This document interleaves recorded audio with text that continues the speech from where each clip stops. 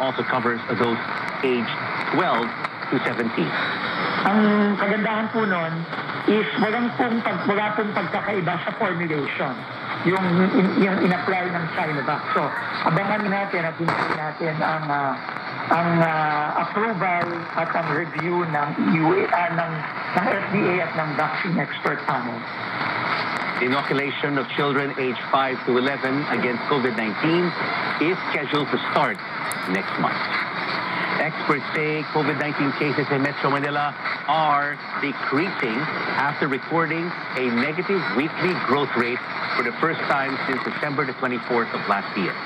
Guido David of the Octa Research Group says NCR, or the National Capital Region, has a negative 10% weekly growth rate, while the reproduction rate, or the average number of people infected per COVID-19 case, declined to 1.79 from 4.24 last week.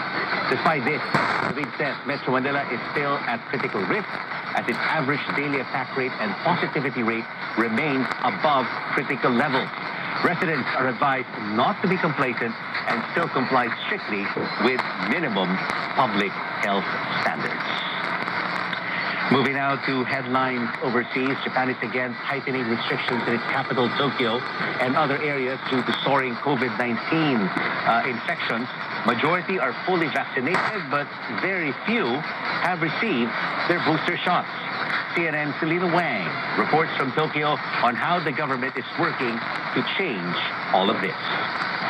Japan will put Tokyo and 12 other prefectures under a quasi-state of emergency. COVID-19 cases are surging rapidly across the country. The country on Tuesday reporting a record high of more than 30,000 cases. But according to government data, only 281 people were in serious condition. Now, under a quasi-state of emergency, authorities can ask restaurants to shorten hours and stop serving alcohol. Residents are also asked to avoid traveling. Now, Japan has frequently enacted state of emergencies throughout the pandemic. Last fall, Japan lifted a month-long state of emergency. After a slow start, Japan now has widespread vaccination, but its rollout of booster shots has been slow. Japan has fully vaccinated roughly 80% of its population, but only about 1% of its population has received a booster shot as of January 10th. The government has pledged to speed up the pace, announcing this week that it would help local governments establish large-scale vaccination centers for boosters. Japan had managed to curb COVID-19 cases last fall, with the daily case counts falling to just a few hundred a day. Selena Wang, CNN, Tokyo. The White House is also taking steps to stem a surge in cases in the United States. CNN's Isabel Rosales details efforts to make tests and masks widely available as the Omicron wave appears to be nearing its peak in some states. Free N95 masks are coming to a pharmacy or health center near you starting next week. It's the latest step to try to rein in the COVID-19 surge. 400 million masks coming out of the national stockpile. Masks are one of the fundamental tools to help us get out of this. Just days ago, the CDC updated its mask guidance, saying cloth masks do not offer as much protection as federally approved masks. And new data from the agency shows the unvaccinated are 13 times more likely to end up hospitalized. We really need to rely on immunization. The website COVIDtest.gov, offering free tests, is up and running. But now the pressure is on the U.S. Postal Service to deliver. I would be very worried about getting a test in any kind of timely manner. Despite mail delays and more than 19,000 postal workers out sick or in quarantine, USPS insists it can keep up. Plus, early signs that Omicron may have reached its peak in the U.S. overall, according to Johns Hopkins University. Average new daily COVID cases have dropped 2%. Areas like D.C., Maryland, New Jersey, and New York are seeing a sharp decline. Let's be clear on this. We are winning.